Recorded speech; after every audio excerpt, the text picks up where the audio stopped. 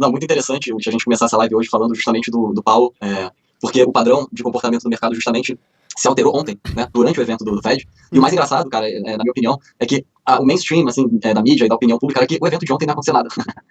Assim, é uma reunião do Fed que tava todo mundo falando, não, hoje não vai acontecer nada. E aconteceu. E é engraçado porque muitas reuniões do mercado falam, hoje a chance de acontecer isso é alta. E não acontece. E aí ontem, a hora que deu umas 3 e pouco da tarde, a gente começou a olhar e falar, pera, o que tá acontecendo aí no mercado? A gente começou a ver o ouro disparando, e a gente começou a ver o dólar, né, o dólar index freando. E é engraçado a gente pensar nisso, né? Porque de uma forma clássica, né, de acompanhamento de mercado, o dólar parar de cair e voltar a subir junto com o movimento forte do ouro não faz o menor sentido, né?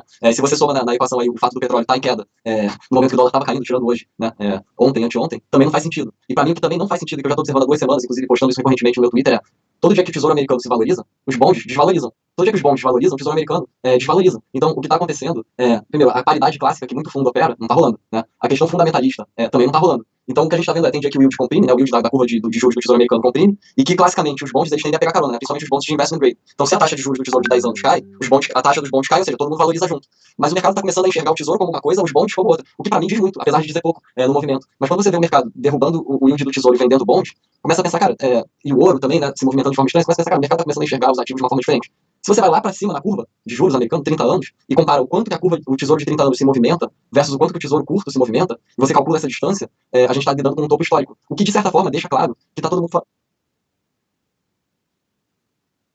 O que diz assim, olha, essa brincadeira de Banco Central, ela tem um custo, né? E esse custo é o futuro. Então a gente começa a ver, de certa forma, assim, ninguém fala muito no assunto, mas eu tenho certeza que essa é a maior preocupação do Fed, olhar para o futuro e falar que história é essa. Né? E esse não é um problema americano, não, esse é um problema de todos os países. Claro, até acho que o pessoal escutou aqui, eu tava no mute para o YouTube, que eu falei que a inclinação da curva de juros de 30 anos, menos de 3 meses ou de um ano, que inclinou bastante, aumentou esse diferencial de rendimento. Mas, Heraldo, eu queria até mostrar, acho que uma das coisas que veio chamando a atenção nos últimos dias, nas últimas semanas, é porque a gente continua em meio a uma pandemia, continua em meio a uma crise econômica, dados de desemprego, de falência, pedido de recuperação judicial, queda de lucros das empresas, tudo isso está acontecendo. E o mercado acionário meio que começou a dar uma ignorada geral nisso tudo. E tem vários gráficos, eu queria achar um gráfico que eu acabei não encontrando. Tem um do Tavi Costa, que eu vou colocar porque é bem interessante.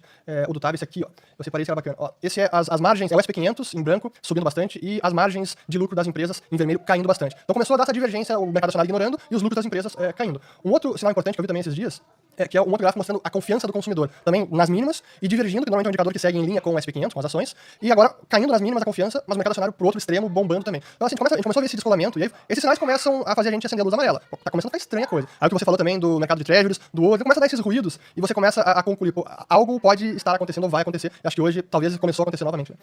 Né? Eu acho que exatamente, Ulisses. Se você fizer um indicador de indicadores, eu aposto que esse indicador de indicadores vai estar indicando algum mínimo ou topo histórico, dependendo de como seria esse indicador. Mas cara, o mercado descolou completamente da realidade, só que a gente tinha uma questão que era, todo mundo acreditava que ia ter uma crise. E aí, quando todo mundo acredita que vai ter uma crise, o mercado costuma subir.